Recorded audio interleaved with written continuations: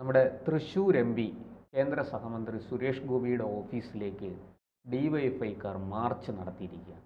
എന്താണ് ഈ ഡിവൈഎഫ്ഐക്കാർ ഇപ്പോൾ ഇങ്ങനൊരു മാർച്ച് നടത്താൻ കാരണം? എന്തിനാണ് ഈ സുരേഷ് ഗോപിയുടെ പുറത്ത് ഇവർ ആവശ്യമില്ലാതെ കുതിര കയറാൻ പോകുന്നത്? എന്തായാലും ഡിവൈഎഫ്ഐയെ സംബന്ധിച്ച് ഈ മാർച്ചെല്ലാം ചെറിയ സംഭവമാണ് സുരേഷ് ഗോപിയെ സംബന്ധിച്ച്. കാരണം അദ്ദേഹത്തെ തുടർച്ചയായി തന്നെ വേട്ടയാടുകയാണ്. അത് ഇലക്ഷന് മുൻപ് നാം കണ്ടിട്ടുണ്ട്. അദ്ദേഹത്തിൻ്റെ ഈ തുടർച്ചയായി തന്നെ സംഭവങ്ങളുണ്ടല്ലോ, അദ്ദേഹത്തെ എങ്ങനെയെങ്കിലും ജയിലിലാക്കാനുള്ള ശ്രമം തന്നെ ഉണ്ടായിട്ടുണ്ട്. ഈ മാധ്യമ പ്രവർത്തകയുമായി ബന്ധപ്പെട്ട് പരസ്യമായ ഒരു ബൈറ്റ് കൊടുക്കുന്നതിനിടയിൽ ഉണ്ടായ സംഭവത്തിനെ വലിയ രീതിയിൽ അർവീകരിച്ച് അദ്ദേഹത്തെ ലക്ഷ്യമിട്ടു. പിന്നീട് നാം കണ്ടത് വിഷുവുമായി ബന്ധപ്പെട്ടൊരു സംഭവമുണ്ട്. ഈ വിഷുവുമായി ബന്ധപ്പെട്ട് അദ്ദേഹം വിഷുക്കണി കൊടുക്കുന്നു, കാൽ തൊട്ട് വന്നിരിക്കുന്നു. ഇപ്പോൾ ഒരാൾ വരുമ്പോൾ അദ്ദേഹത്തിന് കാറിൽ നിന്ന് ഇറങ്ങി ചികിട്ടത്തടിക്കാൻ കഴിയില്ലല്ലോ, ആരാ എൻ്റെ കാൽ തൊട്ട് വന്നിച്ചതെന്ന്. അന്നൊരു വിവാദമുണ്ടായി. പിന്നീട് പൂരം കലക്കിയതുമായി ബന്ധപ്പെട്ട് ഇവിടെ ഭരിക്കുന്ന പിണറായി സർക്കാരുമായി ബന്ധപ്പെട്ട് മുഴുവൻ അധികാരവും അതോടൊപ്പം തന്നെ 2-3 മന്ത്രിമാർ അവിടെ ക്യാമ്പ് ചെയ്തിരുന്ന സ്ഥലത്താണ് പറയുന്നത് പൂരം കലക്കി അത് വിജയത്തിന് വേണ്ടിയാണെന്ന്. പിന്നീട് ഈ ബ്രാഹ്മണരുമായി ബന്ധപ്പെട്ട് അദ്ദേഹം ഒരു പരാമർശം നടത്തിയെന്ന് പറഞ്ഞു. അത് അദ്ദേഹത്തിന് ചിലപ്പോൾ വ്യക്തി താല്പര്യങ്ങൾ കാണുമല്ലോ, അത് വെച്ച് ഒരു പരാമർശം നടത്തിയെന്ന് പറയുന്നു. പിന്നീട് നാം കണ്ടതാണ് മണിപ്പൂരിൽ കലാപം നടക്കുമ്പോൾ സുരേഷ് ഗോപിയുമായി ബന്ധപ്പെട്ടാണ് വിവാദം ഉണ്ടാക്കാൻ അദ്ദേഹം മറുപടി പറയണമെന്നാണ് പറയുന്നത്. പിന്നീട് ഉണ്ടായിരുന്നത് ഈ ക്രൈസ്തവ അവർക്ക് കുരിശ് ഇതിലെ ഒരു കിരീടം തൃശ്ശൂരിലെ ഒരു ദേവാലയത്തിൽ കിരീടം നൽകുന്ന മാതാവിന് കിരീടം കൊടുത്തത്, അത് സ്വർണ്ണ കിരീടം കൊടുത്തു എന്ന് ആദ്യം പരിശോധിക്കുന്നു. അതെ, പിന്നീട് സ്വർണ്ണ കിരീടം അല്ല, അത് തട്ടിപ്പാണ്, ഡ്യൂപ്ലിക്കേറ്റ് ആണ് എന്നൊക്കെ പറഞ്ഞു. അങ്ങനെ ഇതെല്ലാം ഇലക്ഷന് മുൻപുള്ളതായിരുന്നു.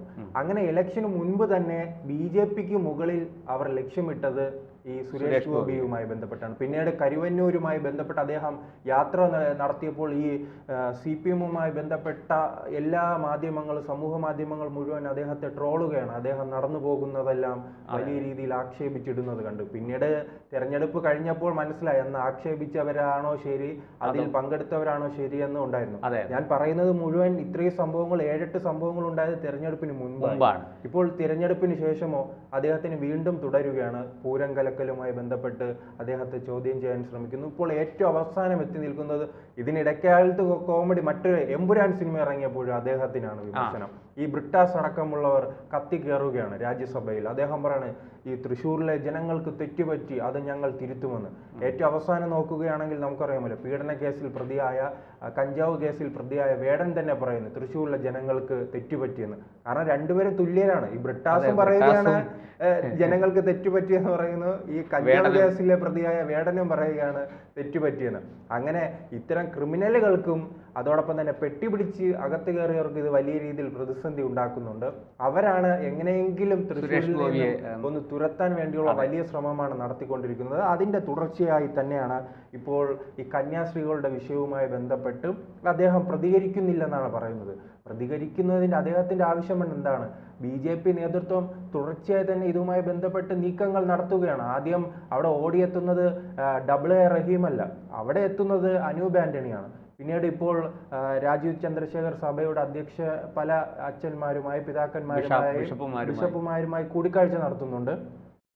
ഏറ്റവും അവസാനം ഷോൺ ജോർജ് അടക്കമുള്ളവർ ഛത്തീസ്ഗഡിലേക്ക് പോകുന്നുണ്ട്, മന്ത്രിമാർ ഇടപെടുന്നുണ്ട്. അങ്ങനെ എല്ലാ നേതാക്കളും നിയമത്തിന്റെ വഴിക്ക് പോകും.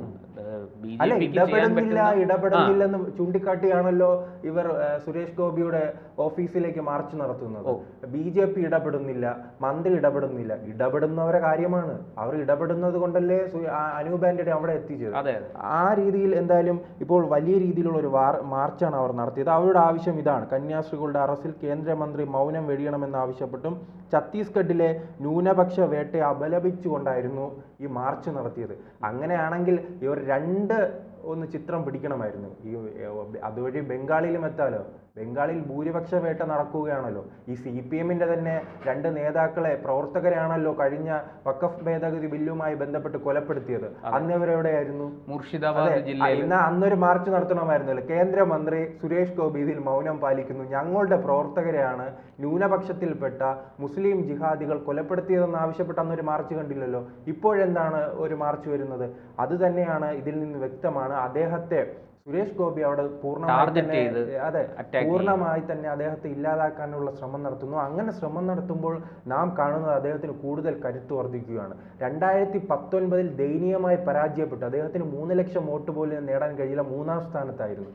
പിന്നീട് 2021 അദ്ദേഹം പരാജയപ്പെടുകയാണ്.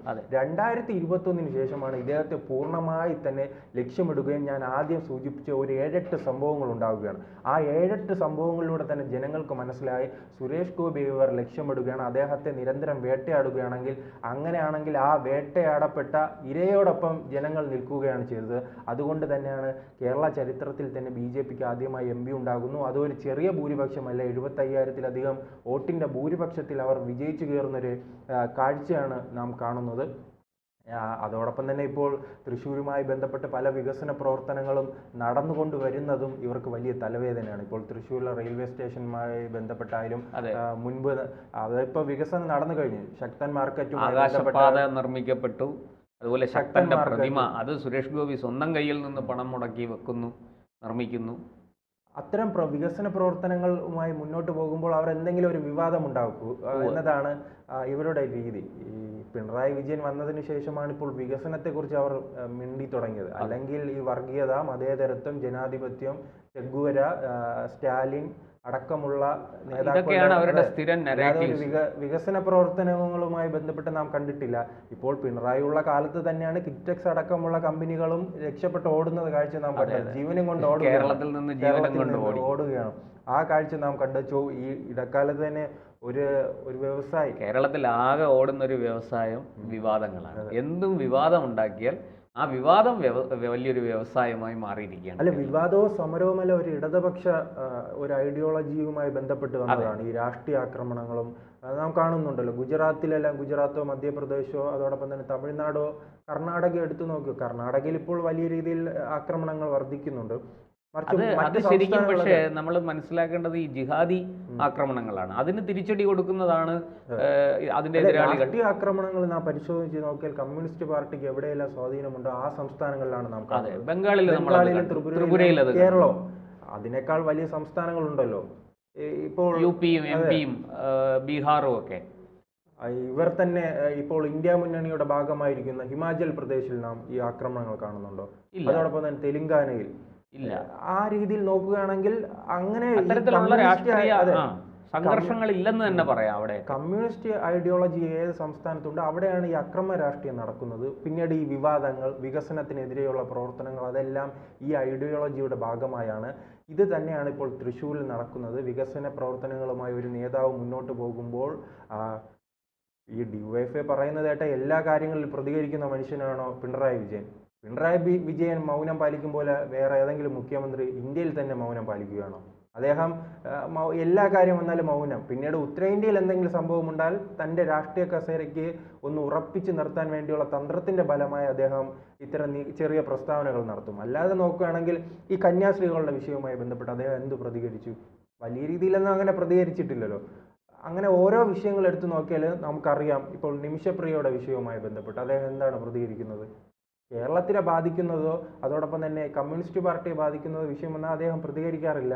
പിന്നീട് ഈ അനാവശ്യ വിവാദങ്ങൾ, ഇപ്പോൾ ബീഫുമായി ബന്ധപ്പെട്ട ഒരു അറസ്റ്റ് ഗുജറാത്തിൽ നടന്നു നോക്കുക, ആദ്യം പ്രതികരിക്കുന്ന പിണറായി വിജയനായിരിക്കും. അങ്ങനെ മൗനം പാലിച്ച് ജീവിക്കുന്ന ഒരു നേതാവാണ് ഇദ്ദേഹം. എന്തായാലും സുരേഷ് ഗോപിയെ തന്നെയാണ് ഇപ്പോൾ കമ്മ്യൂണിസ്റ്റ് പാർട്ടി ലക്ഷ്യമിട്ടിരിക്കുന്നത്. അദ്ദേഹത്തെ ലക്ഷ്യമിട്ട് അത് വിജയം കൊയ്യുമോ എന്ന് നമുക്കറിയില്ല. അദ്ദേഹം ഇപ്പോൾ സുരേഷ് ഗോപിക്ക് ഞാൻ മനസ്സിലാക്കിയെടുത്തോളം ഈ ആക്രമണങ്ങളെല്ലാം സുരേഷ് ഗോപിക്ക് വളമായി മാറി വളർച്ചയ്ക്ക്. ഇനിയും അദ്ദേഹത്തിനെ ഇവർ ഈ രീതിയിൽ ആക്രമിക്കാൻ തുനിയുകയാണെങ്കിൽ അല്ലെങ്കിൽ അത്തരത്തിൽ മുന്നോട്ട് പോവുകയാണെങ്കിൽ അത് സുരേഷ് ഗോപിക്ക് കൂടുതൽ ഊർജം പകരുമെന്നാണ് എനിക്ക് തോന്നുന്നത്. കാരണം സുരേഷ് ഗോപി ഈ ബാലിയുടെ ജന്മമാണ്. എതിരാളിയുടെ പകുതി ബലം കൂടി ഇങ്ങോട്ട് കിട്ടും എന്ന് പറയപ്പെടുന്ന ആ ബാലിയുടെ ഒരു അനുഗ്രഹം സുരേഷ് ഗോപിക്കും കിട്ടിയിട്ടുണ്ടെന്ന് തോന്നുന്നു. സുരേഷ് ഗോപിയെ അത്ര പെട്ടെന്നൊന്നും അവർക്ക് അങ്ങനെ തകർക്കാൻ പറ്റത്തില്ല. കാരണം ജനകീയ അടിത്തറയുള്ളൊരു നേതാവാണ് സുരേഷ് ഗോപി.